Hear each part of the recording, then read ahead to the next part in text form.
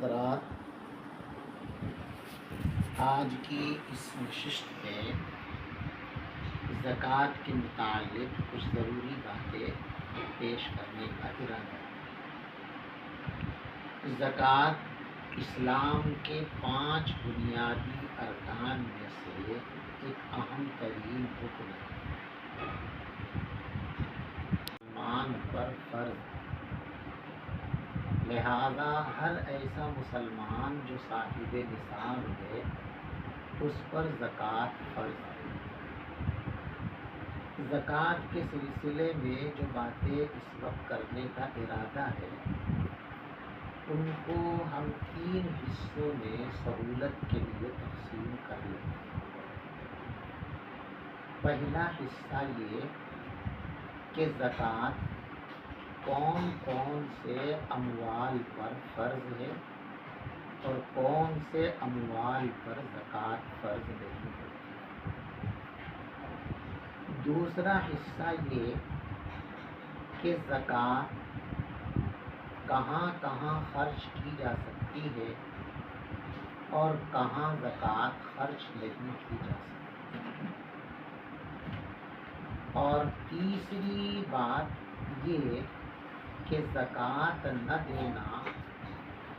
کتنا اہم ترین گناہ اور قیامت میں کتنی سخت ترین سزا اس کے اوپر مرتب ہونے کی وعید ہے۔ اللہ ہم سب کی اس وعید سے حفاظت کرے۔ تو پہلا حصہ گفتگو کا کہ زکوٰۃ کن کن اموال پر فرض ہوتی ہے۔ سب سے پہلی بات تو اس سلسلے میں یہ ذہن نشین رکھیں کہ زکوٰۃ کی ادائیگی اور فرضیت وہ ٹائمنگ کے ساتھ، وقت کے ساتھ موقت ہے۔ ایسا نہیں ہے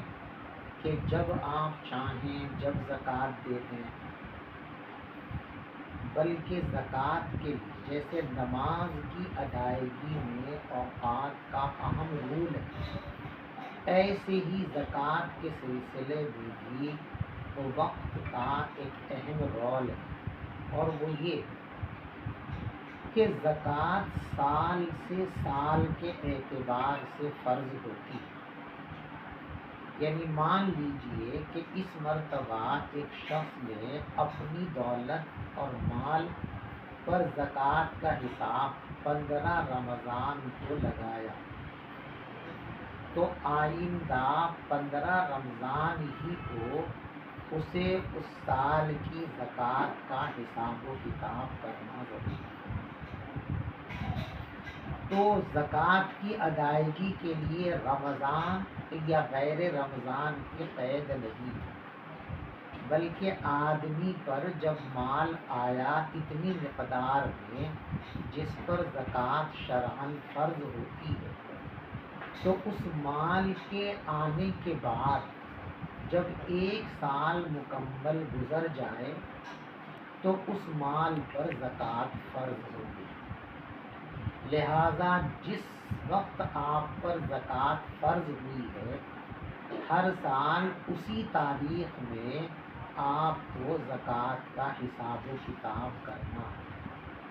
اس حساب و کتاب میں 1 دن کی بھی نہ کمی کر سکتے ہیں اور نہ 1 دن کا اضافہ کر سکتے ہیں۔ ادائیگی بھلے ہی مقدم اور مؤخر ہو جائے، آج پہلے دے دیں بعد میں دے دیں، لیکن کتنی زکوٰۃ مجھ پر فرض ہوئی اس کا حساب اسی معینہ تاریخ کے اندر ہر سال کرنا ضروری ہے۔ 10 رمضان کو سال پورا ہو رہا ہے، 11 کو ہو رہا ہے، 15 کو ہو رہا ہے، شوال میں ہو رہا ہے، ذی القعدہ میں ہو رہا ہے، جس چاند کے مہینے میں آپ کا سال پورا ہو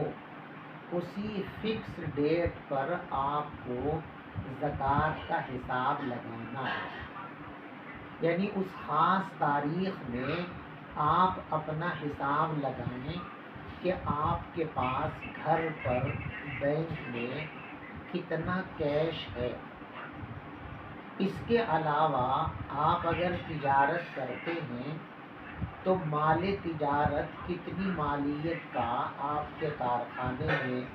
یا آپ کی دکان میں موجود ہے۔ اسی طریقے سے آپ نے کوئی زمین، کوئی دکان، کوئی مکان، کوئی فلیٹ تجارت کے لیے، بکری اور فروختگی کے لیے خرید رکھا ہے۔ اسی طریقے سے آپ کے پاس جو گولڈ ہے، سونا ہے، جو سلور اور چاندی ہے، ان سب چیزوں پر شریعت نے زکوٰۃ فرض فرمائی ہے۔ بہت سے لوگوں میں یہ غلط میسج پھیلا ہوا ہے کہ سونے اور چاندی کے جو زیورات ڈیلی یوز میں رہتے ہیں، جن کو روزانہ عورتیں گھر میں استعمال کرتی ہیں، کانوں میں، گلے میں، ہاتھوں میں، کچھ لوگ اس غلط فہمی کا شکار ہیں کہ اس پر زکوٰۃ فرض نہیں ہے، تو یہ بالکل غلط بات ہے۔ تو جو یہ غلط فہمی ہے کہ استعمال کے گولڈ اور چاندی پر زکوٰۃ فرض نہیں ہوتی، زیورات پر، یہ غلط بات ہے۔ گولڈ، سونا اور چاندی چاہے یوز میں ہو، چاہے رکھا ہوا ہو، کسی بھی حال میں ہے، سونے پر ہر حال میں زکوٰۃ فرض ہے، چاندی پر ہر حال میں زکوٰۃ فرض ہے۔ اگر آپ بزنس مین ہیں تو چاہے آپ مٹی کا بزنس کرتے ہوں، کپڑے کا کرتے ہوں، یا آپ جو ہے کسی اعلیٰ درجے کی چیز کا، بزنس کے نام پر جو چیز بھی ہے اس پر زکوٰۃ شرعاً فرض ہوتی ہے۔ تو معینہ تاریخ پر آپ کیش، سونا اور چاندی اور مال تجارت سب کو آپ ٹوٹل کیجئے کہ آج کی تاریخ میں میرے پاس کتنا مال ہے۔ اس کا ٹوٹل کرنے کے بعد اگر خدا نخواستہ آپ پر قرض ہے تو اس قرض کی رقم کو اس میں سے مائنس کر دیجیے۔ قرض کی رقم کو مائنس کرنے کے بعد، گھٹانے کے بعد، جتنی مالیت آپ کے پاس بچے، کیش، سونا، چاندی، مال تجارت سب کو ہے، اس مال پر زکوٰۃ فرض ہے، اس کی ادائیگی کرنا لازم اور ضروری ہے۔ قرض کے سلسلے میں ایک خاص بات اور ذہن نشین رکھیں۔ ایک تو قرض ہوتا ہے قسط وار، کہ آپ نے بینک سے لون لیا ہوا ہے، کسی کمپنی سے آپ نے قسطوں میں کوئی چیز خریدی ہوئی ہے، اور مان لیجئے 25 لاکھ کا آپ پر قرض ہے، تو اس قرض کو پورے کو آپ مائنس نہیں کریں گے۔ جو ذاتی قرضے ہوتے ہیں،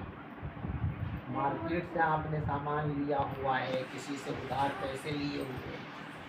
تو وہ تو پورا کا پورا قرض مائنس کیا جائے گا اس ٹوٹل مال میں سے۔ لیکن اگر قسط وار قرضہ آپ پر ہے تو وہ پورا مائنس نہیں کرے گا، بلکہ ایک سال کی جتنی قسطوں کا اماؤنٹ ہے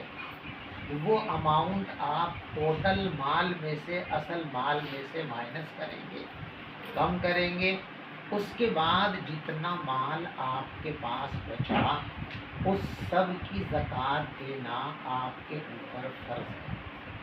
تو پھر ایک بات دوبارہ سے خلاصے کے طور پر آپ ذہن نشین کر لیں کہ کن کن چیزوں پر زکوٰۃ فرض ہوتی ہے۔ تجارت کے لیے جو بھی چیز آپ کے پاس ہے اس پر زکوٰۃ فرض ہے، کیش آپ کے پاس ہے اس پر زکوٰۃ فرض ہے، سونا اور چاندی آپ کے پاس ہے اس پر زکوٰۃ فرض ہے۔ اگر کوئی مکان یا دکان آپ نے کرائے پر چلا رکھی ہے اور اس کو بیچنے کا ارادہ نہیں ہے تو اس دکان کی مالیت چاہے 2 روپے ہو چاہے 10 کروڑ ہو، اس پر کوئی زکوٰۃ واجب نہیں ہوتی ہے، بلکہ اس کی جو کرائے کی آمدنی ہے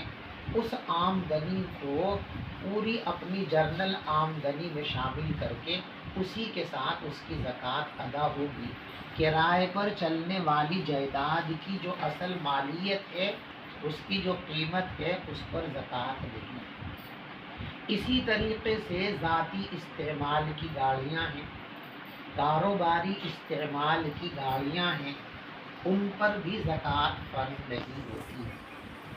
اگر آپ کی فیکٹری کارخانہ ہے تو آپ نے جو مشینیں لگائی ہوئی ہیں، ان مشینوں کی مالیت پر کوئی زکوٰۃ فرض نہیں ہوتی ہے۔ اس سے جو آمد آپ کو سال بھر میں ہو رہی ہے، وہ سب آپ اپنے جرنل مال کے اندر شامل کر کے اور اس پورے مجموعے پر جو زکوٰۃ بنتی ہے وہ نکالتے ہیں۔ تو کرائے پر چلنے والی جائیداد، اپنی رہائش کا مکان، اپنے کاروبار کی دکان، کارخانہ، فیکٹری، اپنا آفس، ان چیزوں پر، اپنا موبائل ہے،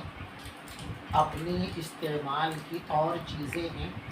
ان چیزوں میں سے کسی چیز پر بھی زکوٰۃ فرض نہیں ہوتی ہے۔ بس کیش، سونا، چاندی اور تجارت کا مال، ان چیزوں پر زکوٰۃ فرض ہوتی ہے، جس کا طریقہ میں نے آپ کو بتایا کہ ایک فکس تاریخ میں ہر سال آپ کو حساب لگانا ہے، اسی متعین تاریخ میں، اس میں ایک دن کی کمی اور زیادتی نہیں کرنی ہے۔ حساب لگانے، ادائیگی میں تو کمی بیشی آپ پہلے دے دیں بعد میں دے دیں وہ تو چلے گا، لیکن حساب اسی دن لگنا ہے۔ اس میں ایک دن بھی اگر آگے پیچھے کریں گے تو آپ کی زکوٰۃ کی ادائیگی خلل میں پڑ جائے گی، ہو سکتا ہے آپ کی زکوٰۃ پوری ادا نہ ہو۔ اسی طریقے سے بعض لوگوں کے ذہنوں کے اندر یہ ہے کہ جو چیزیں ہم نے اپنے حج کے پیسے کے لیے، حج کے لیے، اپنی بچیوں کی شادیوں کے لیے، اپنا مکان بنانے کے لیے کچھ ڈپوزٹ کر کے رکھا ہے، جمع کر کے رکھا ہے، حج کو جانا ہے، عمرے کو جانا ہے، اور وہ پیسہ ابھی خرچ نہیں کیا، ابھی حج اور عمرہ کرنے کی نوبت نہیں آئی، ادھر زکوٰۃ کا وقت آ گیا جس وقت ہم زکوٰۃ کا حساب کرتے ہیں، تو اس وقت جو رقم ہمارے پاس ہے، اگر وہ حج کی نیت سے جوڑ رکھی ہے، بچوں کی شادی کی نیت سے جوڑ رکھی ہے، مکان بنانے کے لیے جوڑ رکھی ہے، جائیداد خریدنے کے لیے جوڑ رکھی ہے، کسی بھی مقصد کے لیے آپ نے وہ اس کو رکھا ہو جمع کر کے، اس پر زکوٰۃ ادا کرنا فرض ہے، اس پر زکوٰۃ لازم ہوگی۔ سال بھر آپ نے جتنا کمایا، اس میں سے جو آپ نے اس خاص وقت کے آنے سے پہلے خرچ کر لیا، اپنی ذات کے اوپر کہیں بھی خرچ کر دیا، جو خرچ ہو گیا وہ ہو گیا، جو اصل تاریخ آپ کی حساب و کتاب کی ہے، اس وقت جو بچا ہے اس پر زکوٰۃ ہوگی۔ مثلا ایک آدمی کا فرض کیجئے پہلے رمضان سے پہلے رمضان تک کا حساب ہے، تو اس نے اس پہلے رمضان سے آنے والے اس رمضان تک مان لیجئے 1 کروڑ روپیہ کمایا، لیکن اس میں سے 50 لاکھ روپیہ وہ خرچ کر چکا۔ اب جب وہ پہلے رمضان کو وہ حساب کرنے کے لیے بیٹھا، اس وقت اس کے پاس 50 لاکھ ہیں، 50 لاکھ خرچ ہو چکے، تو جو باقی 50 لاکھ ہیں انہی کی زکوٰۃ دینی ہے۔ جو پیسہ وہ استعمال کر چکا اپنی ذات پہ، اپنے گھر والوں پر، کسی ملی کام میں، کسی دینی کام میں، اپنے لیے کوئی جائیداد خرید لی، کسی بھی طریقے سے خرچ کر لیا، جو خرچ ہو چکا اس پر زکوٰۃ نہیں، یعنی حساب والے دن سے پہلے جو خرچ ہو گیا اس پر کوئی زکوٰۃ نہیں ہے۔ حساب والے دن جو ہماری ملکیت میں ہے اس پر زکوٰۃ فرض ہوتی ہے۔ دوسری بات یہ کہ جو عام مسئلہ ہے مشہور کہ زکوٰۃ اس وقت فرض ہوتی ہے جب مال پر سال گزر جائے، اس میں بھی بعض لوگوں کو کچھ غلط فہمیاں ہیں، ان کو آپ ذہن نشین کر لیں۔ سال بھر گزرنا نفس نصاب پر ضروری ہے۔ جب ایک آدمی پہلے رمضان کو صاحب نصاب ہے اور پورے رمضان وہ صاحب نصاب رہا، اب رمضان میں اگلے سال جب وہ حساب کرنے کے لیے بیٹھا تو کچھ پیسہ اس کے پاس 4 مہینے پہلے آیا ہے، کچھ 6 مہینے پہلے آیا ہے، کچھ 8 مہینے پہلے آیا ہے، اور کچھ پیسہ اس کے پاس کل ہی آیا ہے۔ تو جو کل بھی پیسہ آیا ہے اس کو بھی یہ مانا جائے گا کہ اس پر بھی سال گزر گیا، یعنی اس ساری آمدنی کو اصل نصاب کے تابع رکھا جائے گا۔ اصل نصاب پر سال گزر گیا تو اب جتنے پیسے بیچ بیچ میں آتے رہیں گے ان سب کو ہم یہ مانیں گے کہ ان پر سال گزر چکا، پورے مجموعے پر زکوٰۃ اسی تاریخ میں فرض ہو۔ ایسا نہیں کہ پہلے رمضان کو جو تھا اس پر زکوٰۃ علیحدہ فرض ہو، 6 مہینے کے بعد آیا اس پر علیحدہ فرض ہو، جو پرسوں آیا اس پر علیحدہ فرض ہو۔ زکوٰۃ کا حساب جس دن لگانا ہے اس دن سے پہلے پہلے جتنا مال ہمارے پاس آ گیا اس سب پر زکوٰۃ فرض ہو گئی۔ ہاں البتہ ایک آدمی پر زکوٰۃ کے برابر مال آج ہے، لیکن 4 مہینے بعد فرض کیجئے کہ کام ٹوٹ گیا، اب اس کے پاس اتنا پیسہ نہیں رہا کہ اب زکوٰۃ اس پر فرض ہو، تو اب اس کا حساب بدل گیا۔ اب جو 1 تاریخ سے اس کا حساب چل رہا تھا وہاں سے اس کا حساب نہیں جوڑے گا، اب دوبارہ سے جب اتنے پیسے اس کے پاس آئیں گے جو شرعی نصاب ہے جس پر زکوٰۃ فرض ہوتی ہے، تو اس دن سے اب نئے سرے سے اس کا سال شروع ہو۔ مثلا رمضان میں تھا لیکن بقرعید پہ کام ٹوٹ گیا، بالکل اس کے پاس کچھ نہیں رہا، اب محرم میں اس کے پاس پیسہ آ گیا نصاب کے وقت، تو اب اس کا سال رمضان سے نہیں رہا، رمضان کی ترتیب اس کی ختم ہو گئی، اب اس کا جو حساب چلے گا وہ محرم سے محرم چلے گا۔ ہر محرم کی اس تاریخ کو اسے اپنا حساب کرنا لازم اور ضروری ہوگا۔ اس طرح حساب و کتاب لگا کر کے زکوٰۃ کی فرضیت کو سمجھا جائے گا اور اس کا حساب و کتاب لگا کر اس زکوٰۃ کی ادائیگی کا انتظام و اہتمام کیا جائے گا۔ کچھ ہمارے بھائیوں اور بہنوں کے سوال یہ ہیں کہ زکوٰۃ کو مؤخر یا مقدم کیا جا سکتا ہے یا نہیں کیا جا سکتا، تو اس کو بھی سمجھ لیں۔ زکوٰۃ کا حساب جس تاریخ میں ہوگا، آپ اگر کہیں ضرورت محسوس کرتے ہیں تو اس سے پہلے بھی زکوٰۃ ادا کر سکتے ہیں علی الحساب، یعنی وقت آنے سے پہلے آپ نے مان لیجئے 50,000 روپے زکوٰۃ کی مد میں ادا کر دیے، اب حساب کا وقت آیا تو آپ نے 1,00,000 روپیہ واجب آپ پر ہوا، تو وہ 50 جو آپ پہلے ادا کر چکے ہیں اس کو مائنس کر کے اب 50 ادا کر دیں۔ دوسری شکل مؤخر کرنے کی ہے، یعنی مان لیجئے پہلی تاریخ کو یا 10 تاریخ کو آپ کے اوپر زکوٰۃ فرض ہو گئی، لیکن آپ کے پاس اس وقت کیش نہیں ہے یا کچھ اور مجبوری ہے، کوئی مصرف آپ کے سامنے نہیں ہے،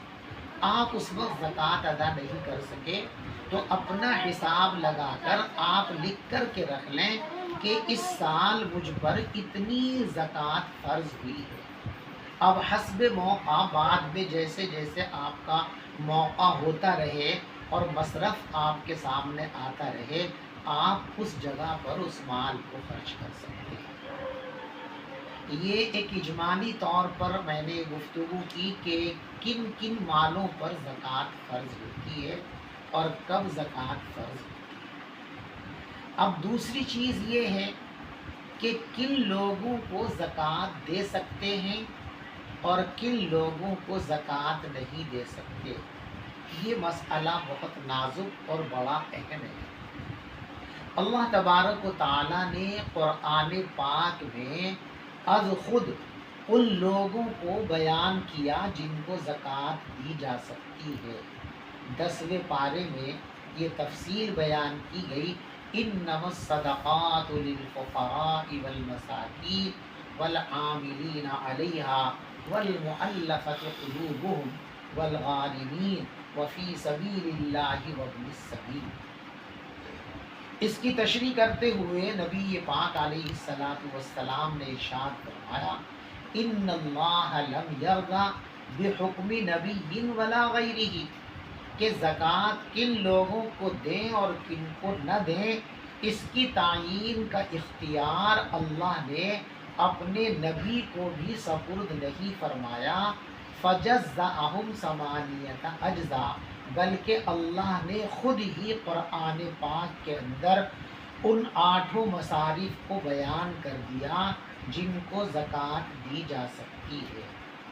تو فرمایا انما الصدقات للفقراء، زکوٰۃ اور صدقات ان لوگوں کا حق ہے جو فقیر ہیں۔ فقیر ایک تو ہمارے اردو میں ہے، جو بھیک منگے ہیں ان کو ہم فقیر کہتے ہیں۔ قرآن پاک میں یہ فقیر مراد نہیں، کہ جو پیشہ ور بھیک مانگنے والے گھروں پر دستک دیتے ہیں، مسجدوں میں آ کے اعلان کرتے ہیں، ان لوگوں کو زکوٰۃ دینی نہیں چاہیے۔ ان کو زکوٰۃ دینے سے زکوٰۃ ادا بھی نہیں ہوگی، اس لیے کہ ان کا پیشہ ہے، وہ فقیر نہیں ہے۔ فقیر شریعت کی اصطلاح میں کہتے ہیں اس شخص کو جس کے پاس کچھ تھوڑا بہت ہے تو، لیکن اتنی مقدار میں نہیں ہے کہ خود اس پر زکوٰۃ فرض ہو جائے، یعنی نصاب کا مالک نہیں۔ مثلا شریعت نے نصاب رکھا ہے تو اس نصاب سے کم اس کے پاس پیسے ہیں، جو 52.5 تولہ چاندی ہے، اس چاندی کی برابر مالیت جس کے پاس نہیں ہے وہ فقیر ہے۔ دوسرا لفظ ہے مسکین۔ مسکین اس کو کہتے ہیں من لا شیء لہ، جس کے پاس کچھ بھی نہیں ہے، بالکل کنگال ہے۔ تو جو صاحب نصاب نہیں ہے اس کو زکوٰۃ دے سکتے ہیں، جس کے پاس کچھ نہیں ہے اس کو زکوٰۃ دے سکتے ہیں۔ والعاملین علیہا، اور زکوٰۃ کا تیسرا مصرف بیان کیا کہ بیت المال کی طرف سے حضور پاک صلی اللہ علیہ وسلم اور خلفائے راشدین جن لوگوں کو زکوٰۃ کا کلیکشن کرنے کے لیے بھیجتے تھے، اکٹھا کرنے کے لیے بھیجتے تھے، ان کا محنتانہ اس زکوٰۃ میں سے ادا کیا جاتا تھا۔ والمؤلفۃ قلوبہم،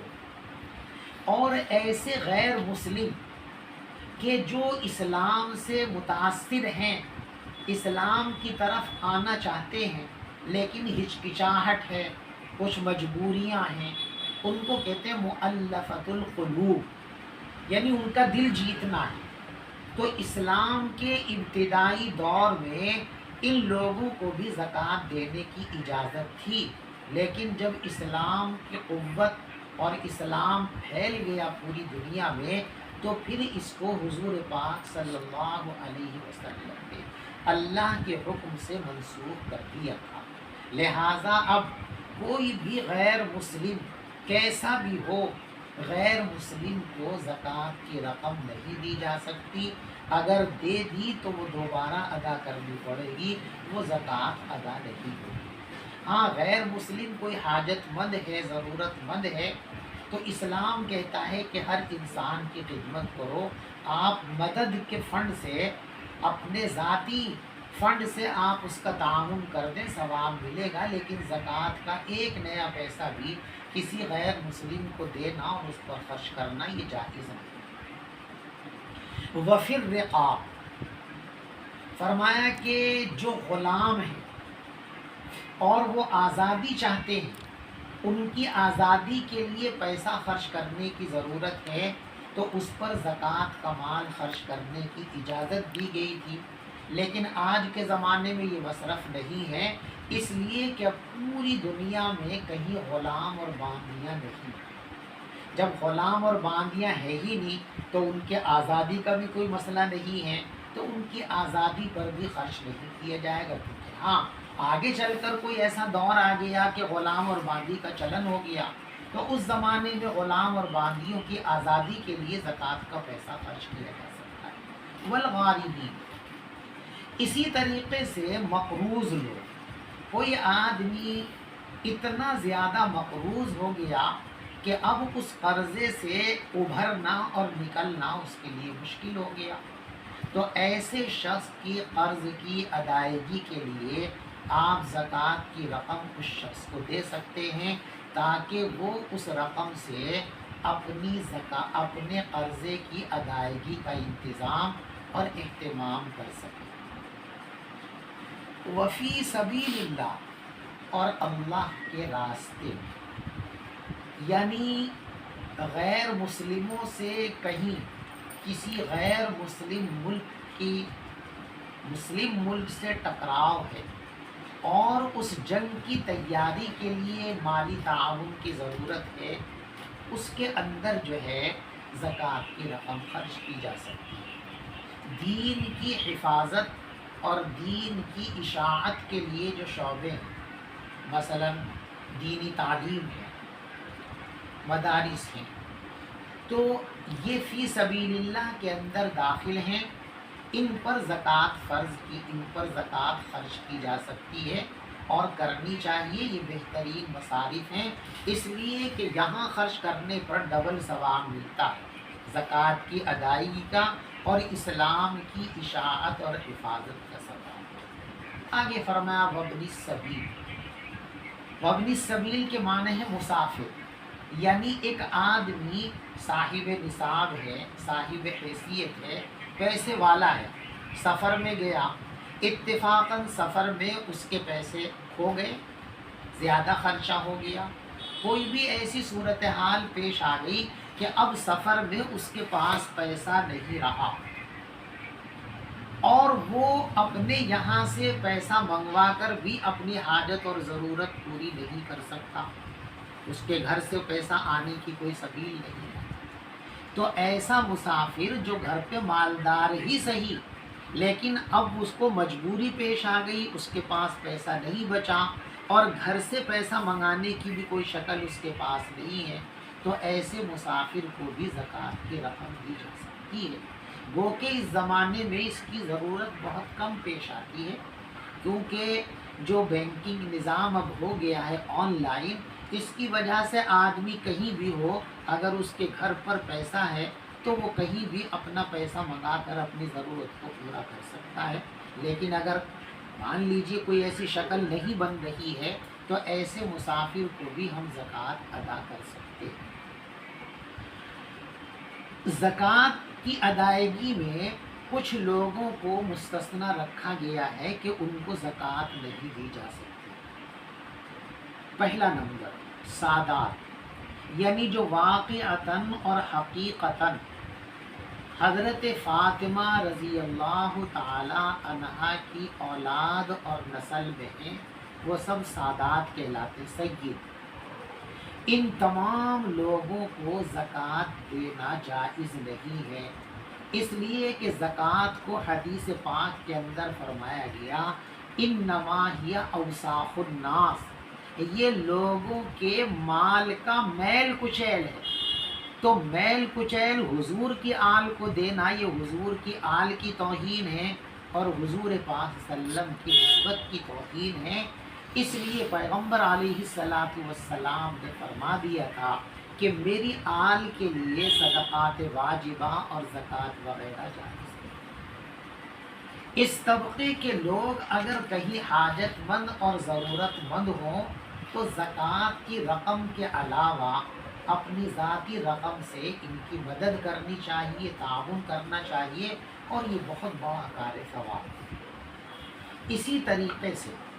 اپنی ماں، اپنا باپ، اپنا دادا دادی، پردادا پردادی، سپردادا، اوپر تک چلی جائیے، نانا نانی، پرنانا پرنانی، سرنانا سرنانی، ان کو زکوٰۃ نہیں دی جا سکتی۔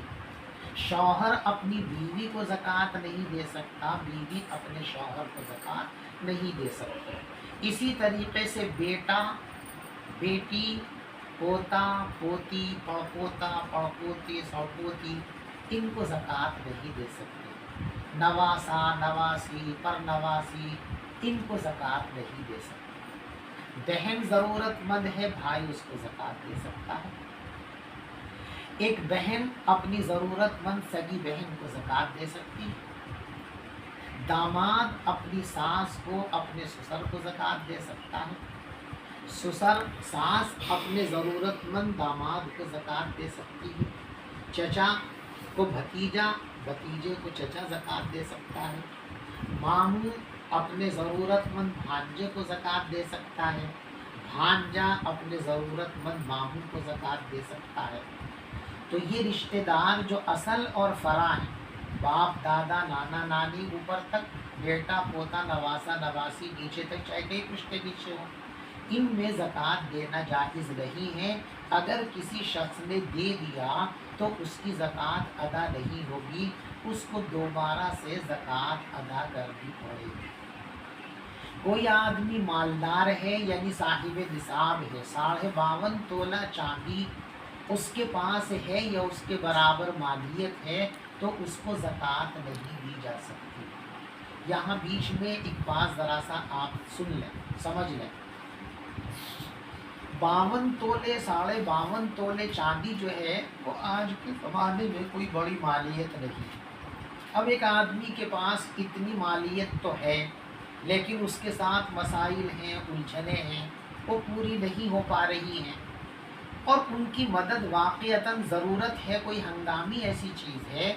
تو ان کے پاس جو کچھ ہے اس میں سے کچھ خرچ کرائے ہے، ان کی ضرورتوں پر، اس میں سے اپنی ضرورت پر وہ کچھ خرچ کر لیں، اور خرچ کرنے کے بعد جب وہ اتنی کم مقدار رہ جائے ان کے پاس جو 52.5 تولہ چاندی سے کم ہے، تو اب آپ زکوٰۃ کے فنڈ سے ان کی مدد کر سکتے ہیں، اب وہ زکوٰۃ کے مستحق کہلائیں۔ تو مالدار کو زکوٰۃ نہیں دے سکتے، سادات کو زکوٰۃ نہیں دے سکتے، اپنی اصل اور اپنی فرع کو زکوٰۃ نہیں دے سکتے، شوہر بیوی کو زکوٰۃ نہیں دے سکتا، بیوی شوہر کو زکوٰۃ نہیں دے سکتی۔ اسی طریقے سے مسجد کے کسی بھی مصرف میں زکوٰۃ فرض نہیں، زکوٰۃ کو خرچ نہیں کیا جا سکتا۔ اسی طریقے سے ایسے رفاہی کام کہ جس سے مالدار اور غریب سارے لوگ استفادہ کرتے ہیں، مثلاً اسپتال بنا دیا، کنواں بنا دیا، سمرسیبل لگا دیا، اس میں بھی زکوٰۃ کا پیسہ خرچ نہیں کر سکتے۔ اگر کسی نے کیا تو ایسی صورت کے اندر اس کی زکوٰۃ ادا نہیں ہوگی، اس کو دوبارہ سے زکوٰۃ ادا کرنی پڑے گی۔ اسی طریقے سے زکوٰۃ کی ادائیگی کے سلسلے میں ایک خاص بات ذہن نشین رکھیں کہ اس کے لیے تبلیغ یعنی اس کو مالک بنانا ضروری ہے۔ ایک آدمی زکوٰۃ کا حقدار ہے، اس کے لیے کوئی تقاضا ہے،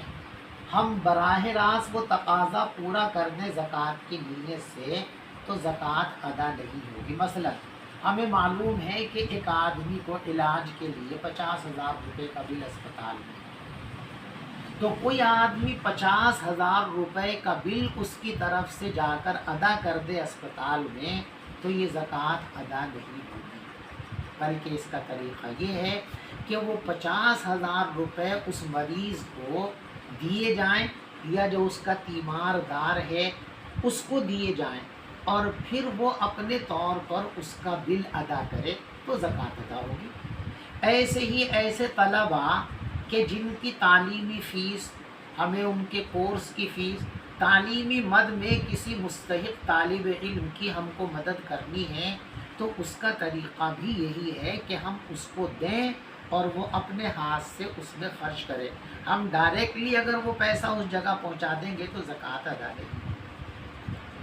اسی طریقے سے بہت سے لوگ یہ کرتے ہیں کہ کسی کو قرضہ دے دیا، اب لگا کہ یہ تو لوٹا نہیں پا رہا، تو کہتے ہیں بھائی زکوٰۃ کی نیت کر لو، تو اس سے بھی زکوٰۃ ادا نہیں ہوگی۔ اس لیے کہ جس وقت آپ پیسہ دے رہے ہیں اس وقت زکوٰۃ کی نیت کرنا ضروری ہے، اور آپ نے اس وقت دیا تھا قرضے کی نیت سے، لہٰذا اب اس کو زکوٰۃ کے اندر آپ کنورٹ نہیں کر سکتے، اس کو زکوٰۃ میں منہا نہیں کر سکتے۔